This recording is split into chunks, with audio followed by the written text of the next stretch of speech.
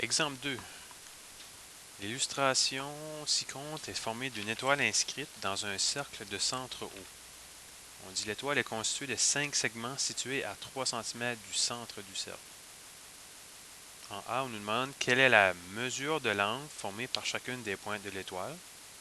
C'est-à-dire quelle est la mesure de l'angle ici, donc chacune des pointes. Dans notre étoile, il y a une certaine symétrie. Il n'y a pas une certaine symétrie, il y a une symétrie en fait, qui fait que chaque arc sont égaux. Donc si j'appelle ces arcs-là X, puis j'en ai 5 comme ça, je peux déduire que 5X me donne 360 degrés, parce que les 5 arcs ensemble forment le cercle au complet. Donc lorsqu'on divise par 5 de chaque membre, on trouve que l'arc est de 72 degrés. Donc on a l'arc. Ici, c'est un angle inscrit, l'angle que l'on cherche, que je vais noter Y. Et on a une relation que l'angle inscrit, c'est la moitié de l'arc qui l'intercepte, donc 72 divisé par 2. Donc mon angle est de 36 degrés.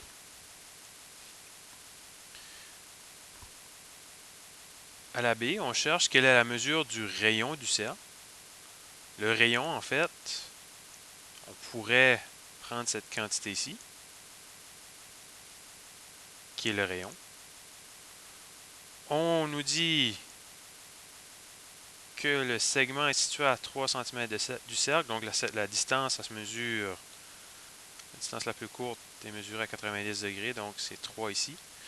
Et on a un angle qui va être bisecté ici. Donc, cet angle-là sépare l'angle de 36 degrés en deux parties égales, donc on a un angle de 18 degrés. Donc à la B, si on revient, si je reprends ce triangle ici, j'ai un triangle rectangle qui a un angle interne de 18 degrés. Côté ici est 3 et je cherche quel est son rayon. En passé, vous avez fait la géométrie du triangle rectangle, donc on a les rapports trigonométriques qui nous permettent de le résoudre.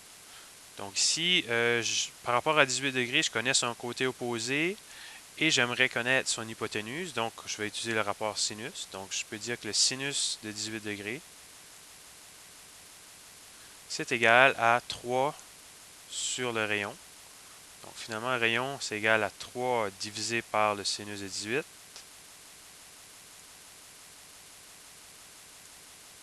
Sinus de 18. Puis, on vient de trouver que le rayon est de 9,71 cm.